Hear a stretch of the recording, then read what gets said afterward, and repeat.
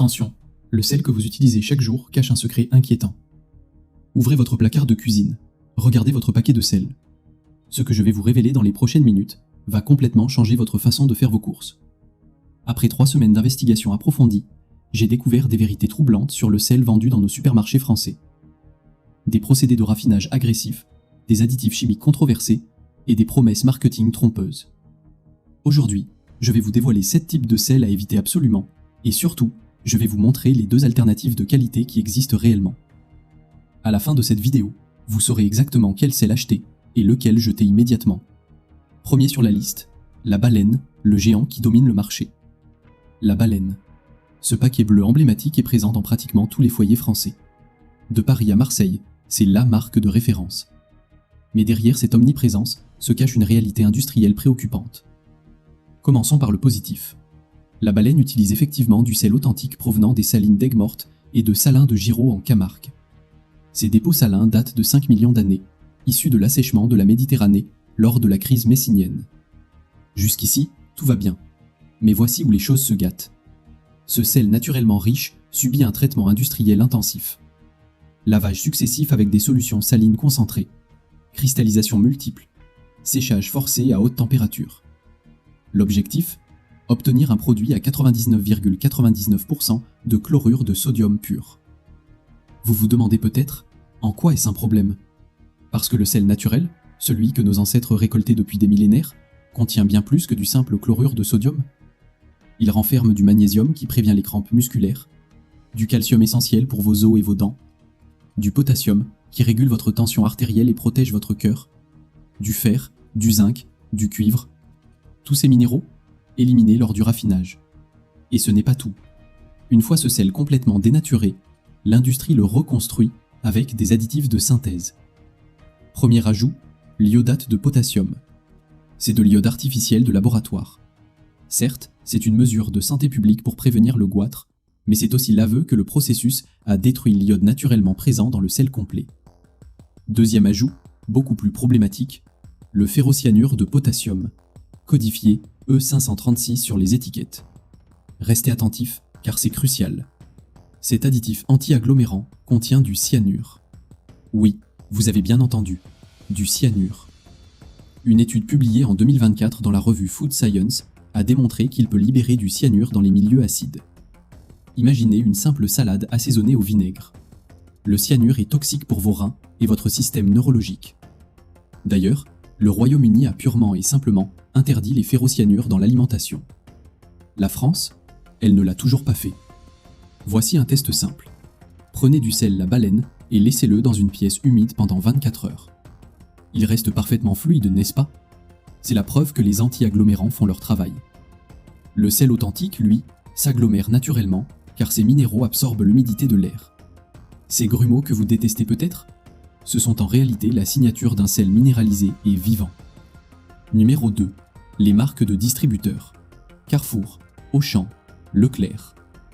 Passons maintenant au sel discount des grandes enseignes. À 0,95 € le kilogramme, il semble être une aubaine. Mais méfiez-vous des apparences. Ces marques distributeurs cachent exactement le même problème que la baleine. Sel raffiné à 99,9%, iode synthétique, additifs anti-agglomérants. La seule différence ? L'emballage a coûté moins cher à designer. Voici la vérité que personne ne vous dit. Carrefour ne possède aucune mine de sel. Auchan n'exploite aucune saline. Leclerc ne dispose d'aucune installation de raffinage. Ces enseignes sous-traitent tout à des transformateurs industriels qui, bien souvent, produisent également pour la baleine. Même usine, même processus, même produit final. Seule l'étiquette change. C'est comme si vous découvriez que l'eau de source premium et l'eau premier prix sortaient du même robinet. Mais il y a pire. Une enquête menée en 2024 par l'UFC Que Choisir a révélé un fait alarmant. De nombreuses marques discount ne précisent pas la zone d'extraction de leur sel. Pourquoi est-ce grave ? Parce que sans traçabilité, l'enseigne change de fournisseur au gré des fluctuations du marché. Un lot peut provenir de Camargue, le suivant d'Espagne, puis du Portugal. Résultat, une qualité constamment variable que vous ne pouvez jamais anticiper. Avec ces sels discount, vous payez pour du sodium industriel, optimisé uniquement pour le prix, certainement pas pour votre santé. Numéro 3. Le sel rose de l'Himalaya. Le mirage marketing. Ah, le fameux sel rose de l'Himalaya. Dans son élégant paquet orné de majestueuses montagnes, il coûte entre 7 et 30 fois plus cher que le sel marin ordinaire.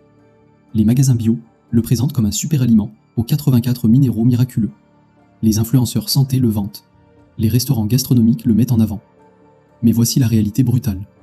Ce sel contient entre 95 et 98% de chlorure de sodium. Les fameux 84 minéraux, présents en quantité tellement infime qu'ils n'ont aucun impact nutritionnel significatif. La couleur rose, elle provient simplement de traces d'oxyde de fer. Le marketing joue sur votre imaginaire. Vous lisez Himalaya et vous visualisez des sommets immaculés, un océan primordial figé dans le temps, une pureté ancestrale. Votre cerveau construit toute une histoire romantique. Permettez-moi de détruire cette illusion en 3 points irréfutables. Premier point, l'origine géographique est mensongère. Ce sel ne vient pas de l'Himalaya. Il est extrait des mines de Kevra au Pakistan, situées à 300 km de la chaîne himalayenne. C'est comme si on extrayait du sel dans les Vosges et qu'on l'appelait sel des Alpes. Pure stratégie marketing. Deuxième point, la contamination aux métaux lourds. Une étude publiée en 2020 dans Environmental Science and Pollution Research a analysé 31 échantillons de sel rose. Les résultats sont édifiants. Du plomb détecté dans 25 échantillons, du cadmium dans 22. Certains échantillons contenaient jusqu'à 9 mg de cadmium par kilogramme. Pour vous donner un ordre d'idée, l'Organisation mondiale de la santé recommande un maximum de 0,5 mg. La variabilité est énorme. Vous ne savez jamais ce que vous achetez réellement. Troisième point, la carence en iode. Le sel rose contient des quantités dérisoires d'iode naturel. Or, le ministère français de la Santé recommande explicitement l'utilisation de sel iodé. En 2023, un médecin de Santé publique France a publiquement déclaré que remplacer systématiquement le sel iodé par du sel rose augmente considérablement les risques de carence, particulièrement dangereuse pendant la grossesse. Cette carence peut provoquer des déficits cognitifs permanents chez les enfants à naître. Réfléchissez-y. Vous dépensez entre 20 et 40 € le kilogramme pour un sel qui vous apporte moins de nutriments que le sel standard et qui pourrait contenir des métaux toxiques. Numéro 4. La fausse fleur de sel. La fleur de sel. Ce nom évoque immédiatement l'artisanat, la tradition, l'excellence. Sur les étagères, elle se vend entre 30 et 50 € le kilogramme dans de jolis paquets montrant des marais salants dorés par le soleil couchant. Le problème, la majorité de ce qui est vendu comme fleur de sel n'en est pas vraiment. L'authentique fleur de sel, c'est cette fine croûte de cristaux qui se forme délicatement à la surface des bassins d'évaporation. Elle n'apparaît que dans des conditions météorologiques précises, principalement en juin. Sa récolte est entièrement manuelle, en quantité extrêmement limitée. Quand elle est authentique, la vraie fleur de sel coûte entre 100 et 150 € le kilogramme. Alors comment expliquer qu'on trouve de la fleur de sel à 40 €? C'est mathématiquement impossible. Une enquête menée en 2019 a mis en lumière la supercherie. De nombreuses marques utilisent ce terme premium pour vendre du sel produit par évaporation industrielle standard. Observez attentivement. Ces soi-disant fleurs de sel sont d'un blanc immaculé, parfaitement sèches, avec des cristaux uniformes. Cette régularité parfaite trahit une production industrielle mécanisée.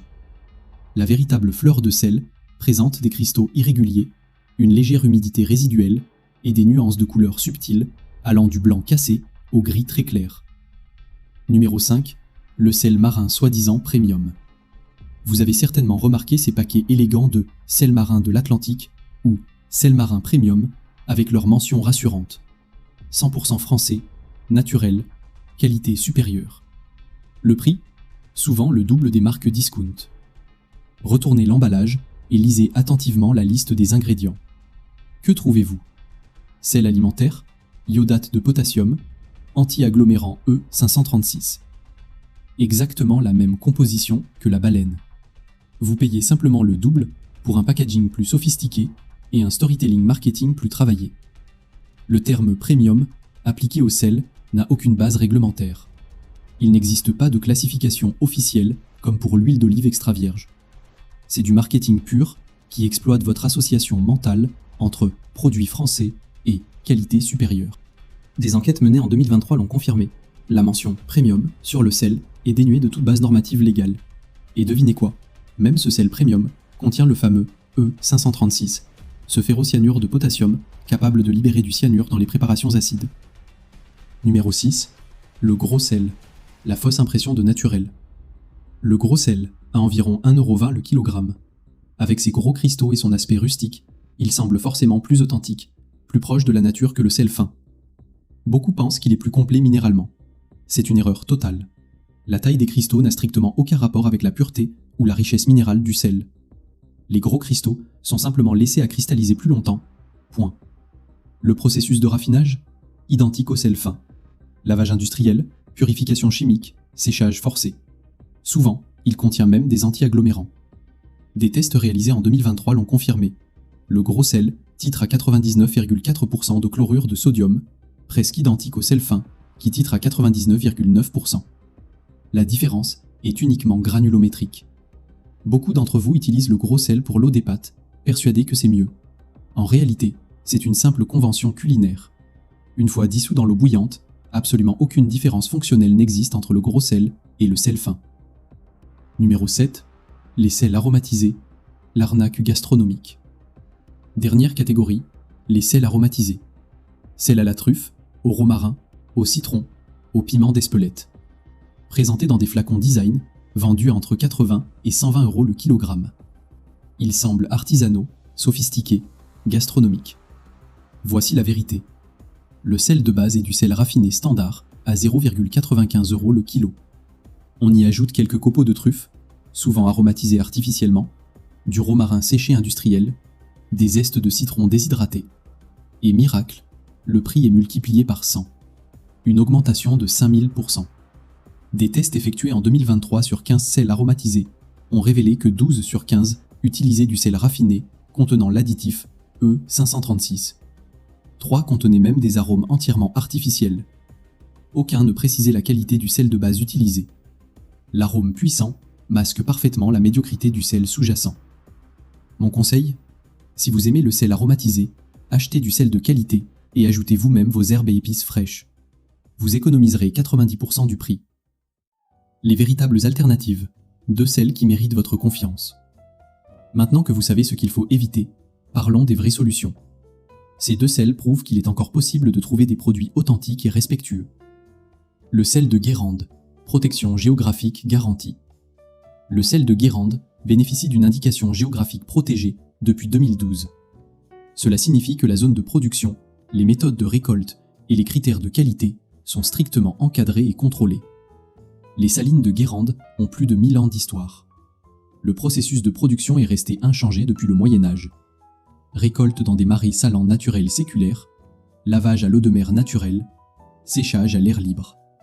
Aucun additif, aucun raffinage chimique, aucune manipulation industrielle. Le résultat? Un sel contenant 98% de chlorure de sodium et 2% de minéraux traces, magnésium, potassium, fluor, iode naturel. Sa couleur n'est pas d'un blanc immaculé, mais tire vers le gris ou le rosé. Cette teinte est la signature visible de sa richesse minérale. Il s'agglomère naturellement avec l'humidité ambiante. Ces grumeaux que certains trouvent gênants? C'est la preuve que les minéraux présents absorbent l'eau atmosphérique. Le goût est incomparable, plus complexe, moins unidimensionnel que le sel raffiné. Vous percevez des notes minérales subtiles, une certaine rondeur en bouche. Cette complexité gustative provient des plus de 60 oligo-éléments naturellement présents. À 15 € le kilogramme, il coûte effectivement 10 fois plus que le discount. Mais vous obtenez un sel complet, intact, vivant. Le sel de l'île de Ré, patrimoine UNESCO. Le sel de l'île de Ré est produit dans les salines de Charente-Maritime, exploitées depuis le Moyen-Âge. Ces méthodes traditionnelles lui ont valu d'être reconnu au patrimoine culturel. La récolte reste entièrement manuelle. Le traitement est minimal pour préserver tous les oligo-éléments naturels. Iode, cuivre, zinc, fer, manganèse, potassium, magnésium. Ce sel conserve une humidité résiduelle de 3 à 5%. Il est légèrement humide au toucher. C'est la preuve absolue qu'il n'a subi aucun séchage industriel. Le goût est pur, sans l'amertume parfois présente dans le sel raffiné, avec une douceur minérale remarquable. Les cristaux sont naturellement irréguliers, dans des teintes gris-rosé. À 35 € le kilogramme, c'est un investissement. Mais vous payez pour une récolte artisanale authentique et des méthodes respectueuses qui ont traversé les siècles. Comment reconnaître un sel de qualité? 6 critères infaillibles. Je vais maintenant vous donner 6 critères simples pour ne plus jamais vous tromper devant le rayon sel. Critère numéro 1. L'étiquette des ingrédients.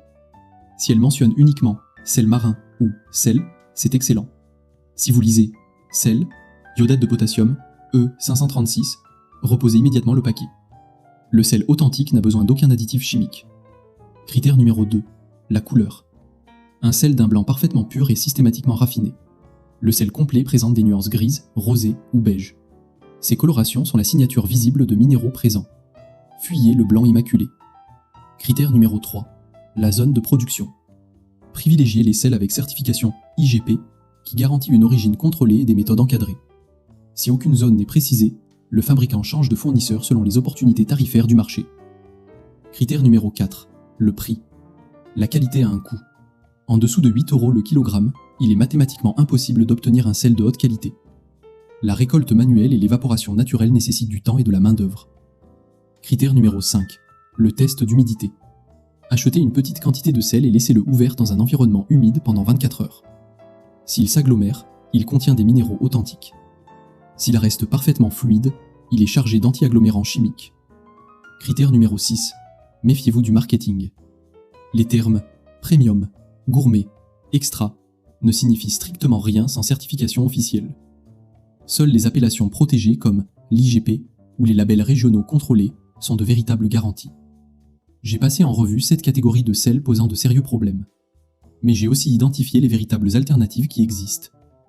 La prochaine fois que vous vous trouverez devant le rayon sel de votre supermarché, je vous demande de faire une pause. Prenez le paquet, retournez-le, lisez attentivement l'étiquette, vérifiez les ingrédients, observez la couleur, identifiez la zone de production. Ne laissez pas un prix bas ou une marque connue décider à votre place. Choisissez consciemment un sel qui respecte les dépôts millénaires des mers antiques et qui respecte votre santé. Votre corps mérite mieux que du sodium reconstitué chimiquement. Si cette investigation vous a ouvert les yeux, partagez cette vidéo autour de vous. Likez, commentez, abonnez-vous pour ne rien manquer de mes prochaines enquêtes sur ce que contiennent réellement les produits de votre quotidien. À très bientôt.